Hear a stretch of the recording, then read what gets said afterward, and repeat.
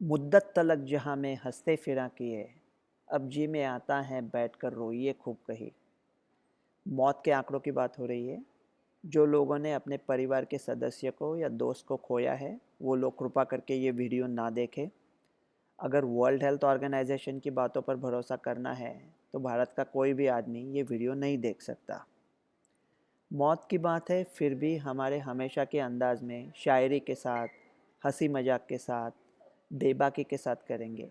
जन्म और मृत्यु का फेरा तो चलता रहता है, पाँव भारी क्या हुए कंधों का बोझ बढ़ता रहता है। ये मेरी खुद की शायरी है। तो क्या भारत में जो आंकड़ा बताया था, जितने लोग महामारी में मरे, उससे ज़्यादा लोग भारत में मरे हैं? यकीनन, यकीनन मरे। लेकिन क्या वो आंकड़ा 4.7 मिलियन, 47 लाख के नज़दीक है? यकीनन नहीं। कुछ भी क्या, वर्ल्ड हेल्थ ऑर्गेनाइजेशन को क्या लगता है कि भारत जैसे लोकतंत्र में 47 लाख लोग ऐसे हैं जिनका कोई आगा पीछा है नहीं, जिनके कोई रिश्तेदार नहीं, कोई दोस्त नहीं, वो लोग गुम हो जाएंगे और किसी को पता भी नहीं चलेगा? जो मौत के आंकड़े हैं, डब्ल्यूएचओ कहता है कि उससे मेक्सिको में 2 गुना ज़्यादा लोग मरे हैं, पाकिस्तान में 8 गुना, इजिप्ट में 12 गुना और भारत में 10 गुना। देखो कितने लोग मरे हैं, अभी हमको पता नहीं, किसी को भी पता नहीं, हम नहीं जानते। लेकिन एक बात है जो हम जानते हैं, चाइना डॉन है, वर्ल्ड हेल्थ ऑर्गेनाइजेशन मोनिका है। तो ये बात डॉन जानता है, मोनिका जानती है, मैं जानता हूँ, आप जानते हो। और ये वो बात ये है कि कितने आदमी मरे पता नहीं, लेकिन जो भी मरा है, जैसे भी मरा है, जहाँ भी मरा है, इस जहाँ में जहाँ मरा है, वो उस वायरस के वजह से मरा है जो चाइना में शुरू हुआ था, और उसे चाइना में शुरू होकर विश्व में फैलने के लिए जिन लोगों ने हाथ बटाया था, जिन लोगों की गलती की वजह से ये हुआ था, उसमें सबसे अहम श्रेणी के लोग हैं वर्ल्ड हेल्थ ऑर्गेनाइजेशन। सो अगर तहकीकात करनी ही है तो उनसे ही आरंभ कर देते। लेकिन अभी ये समय व्यस्त नहीं करते तहकीकात करने में। अभी 6 7 8 महीना और रुकते हैं, सब काम करते हैं, उसके बाद हम शांति से बैठेंगे, चाय पिएंगे और एक दूसरे की जांच पड़ताल करेंगे। अभी क्या काम करने हैं? जो वैक्सीन है उनका फॉर्मूला बदल कर उनको ओमिक्रॉन के खिलाफ चलाकर उसका एक बूस्टर अक्टूबर नवंबर तक लाना है। जो दवाएं अभी ओमिक्रॉन के खिलाफ चलती है उनका स्टॉक पाइल करके वो पूरे विश्व में भेजना है। विश्व के कई मुल्कों में जहाँ वैक्सीनेशन अच्छा नहीं हुआ है, भारत जैसा, वहाँ पे वैक्सीनेशन के दौर पर उन्हें हेल्प करनी है। और चौथी जो सबसे अहम चीज़ करनी है, अभी बाकी सब छोड़ के हमें जीना है। हम मृत नहीं है, इसका मतलब ये नहीं कि हम जीवित है। अगर हम जीवित है तो उसके कुछ संकेत भी मिलने चाहिए, कुछ शोर शराबा हो, कुछ शायरी शोखी, शराब नहीं है, बहुत गलत चीज़ है, मैं बिल्कुल पसंद नहीं करता शराब नहीं, लेकिन बाकी कुछ, दोस्तों की शादियों में जाना है, वहाँ डांस आता नहीं फिर भी करना है, त्यौहार मनाने हैं, कुछ ज़िंदगी जीनी है यार अभी। ये सब छोड़ दो। और ये जब वैक्सीन की बात हो रही थी कि वैक्सीन बदलेंगे अभी, तो क्या अब भी मैं वैक्सीन का समर्थक हूँ? हाँ। और अब भी मेरे दिमाग में एक बात आई, वो भारत ने कैसा कैलकुलेट किया मृतों का आंकड़ा।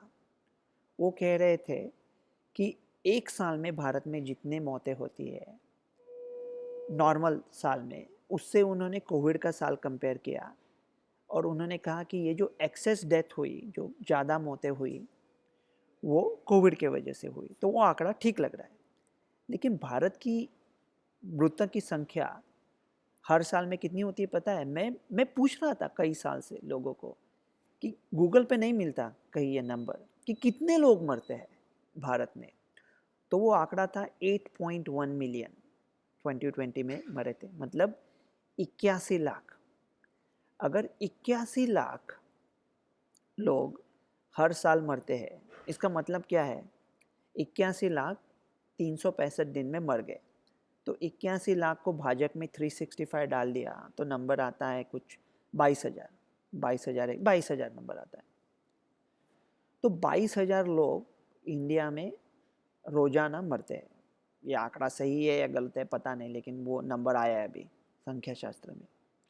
तो मेरा एक तुच्छ सवाल है, एक नन्हा सवाल है, एक छोटा सा सवाल है, बड़ा बेहुदा सवाल है कि अगर वैक्सीन के प्रॉब्लम होते हैं, हो सकते हैं, और अगर वैक्सीन के प्रॉब्लम हो रहे हैं तो हम लोग कोई फार्मा के बिके हुए नहीं है। अगर वैक्सीन में प्रॉब्लम हो रहे थे हम उसे रोक देंगे। जॉनसन एंड जॉनसन वैक्सीन में वैक्सीन की वजह से 6 मौतें हुई थी, अभी पता है। उसके 1,80,00,000 डोज लगे थे और 6 लोगों की वैक्सीन की वजह से मौत हुई थी।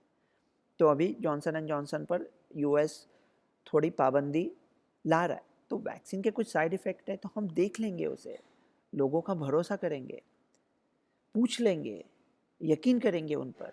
लेकिन मेरा नन्हा सवाल ये है कि अगर भारत में 22,000 लोग रोजाना मरते हैं, प्रतिदिन मरते हैं, और भारत ने इतनी अच्छी तरह से, इतने बड़े पैमाने पे, विश्व का सबसे बेस्ट वैक्सीनेशन ड्राइव भारत का था, तो इतने लोगों को वैक्सीन इतने पैमाने में दी, तो क्या ये संभव है कि कोई आदमी अगर वैक्सीन लेने के बाद उसको कुछ तकलीफ हुई या वो मर गया, तो क्या संभव है कि वो वैसे ही मरने वाला था जैसे वो 22,000 लोग मरते हैं?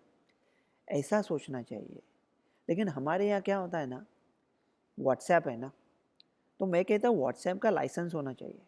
मतलब कोई भी पढ़ सकता है, कोई भी देख सकता है, लेकिन अगर व्हाट्सएप पे आपको मैसेज डालना है और व्हाट्सएप को आपको फॉरवर्ड करना है कोई, तो आपको लाइसेंस चाहिए। और वो लाइसेंस के लिए दो ही चीज़, थोड़ी सी सर्वसाधारण बुद्धि और 40 के ऊपर आईक्यू। हमारे कोविड एक्सपर्ट्स को हम वैसे ही जुगाड़ करके लाइसेंस दे देंगे व्हाट्सएप का, उनको कुछ आईक्यू की ज़रूरत नहीं है। तो अगर ये काम हमने कर दिया तो सब ठीक हो जाएगा। तो अभी यूएस में कह रहे हैं कि केसेस बढ़ रहे हैं और हॉस्पिटलाइजेशन भी बढ़ रहा है। वो लोग अस्पताल में किसी दूसरी वजह से है और उनको हम लोग टेस्ट करके ओमिक्रॉन देख रहे हैं। तो भी हमारे एक्सपर्ट कह रहे हैं कि टेस्टिंग बढ़ाओ। भगवान, मैं तो परेशान हो गया। ये अचरज की बात है कि महामारी के पहले हमको पता ही नहीं था। इतने लोग हमारे साथ रहते, वो कितने बेवकूफ़ है, लेकिन हमको पता ही नहीं था, हमारे साथ रह रहे थे। अभी महामारी में पता चला कि लोग कितने निहायत निहायत अकल के दुश्मन हैं। अभी दिल्ली में कह रहे निर्बंध वापस लाएंगे कि बारिश हो रही है, तो ये सब एक्सपर्ट अकल के दुश्मन आसमान को ढक रहे हैं प्लास्टिक से। अभी थोड़ा सा हवा आ गई तो आप इधर उधर हो जाओगे, उड़ जाओगे हवा में। हवा के कंधे पर एक बादल के टुकड़े की तरह है हम, किसी झोंके से पूछेंगे है हमको कहाँ जाना, उड़ जाओगे आप। कैसे आकाश को ढक लेंगे? मुमकिन नहीं है। जो लोग जिनकी इम्यूनिटी ठीक है वो लोग भीगे भी तो भी फ़र्क नहीं पड़ता। जो लोग हाई रिस्क है, वो जो बड़ा कपड़े का और प्लास्टिक का इस्तेमाल करके आप आकाश ढक रहे हैं, उससे एक छोटा सा पीस निकाल के वो लोगों के लिए छाता बनाइए। ये टेस्टिंग वेस्टिंग छोड़ दीजिए। सिर्फ जो लोग हाई रिस्क है वो अस्पताल जा सकते हैं या अस्पताल जा रहे हैं, उनको दवाई लेके बचाएं। बाकी कुछ ना करें, ना टेस्टिंग, ना ये वो, नो रिक्वायरमेंट, ओपन, सब खोल दो अभी। सब जिंदगी चालू करो। ये सब गलत करे, मैं कितने महीने से कह रहा हूँ, लेकिन इन लोगों को कोई फ़र्क नहीं पड़ता। तो ये सब बाद में देख लेंगे। तो अभी बिल गेट्स कह रहा था कि नया वेरिएंट आएगा।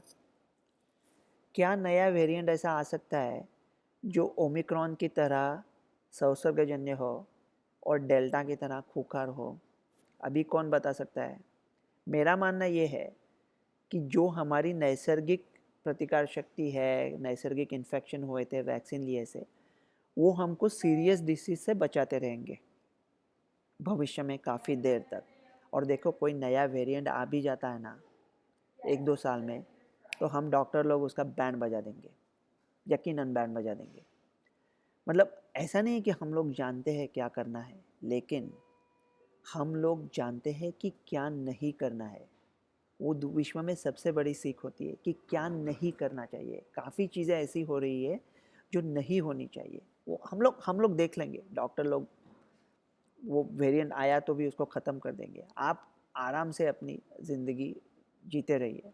शायराने अंदाज में अर्न करते हैं और आखिर की जो 2 पंक्तियाँ हैं वो भारत माता के लिए कही है आने वाले मातृ दिन के शुभ अवसर पर।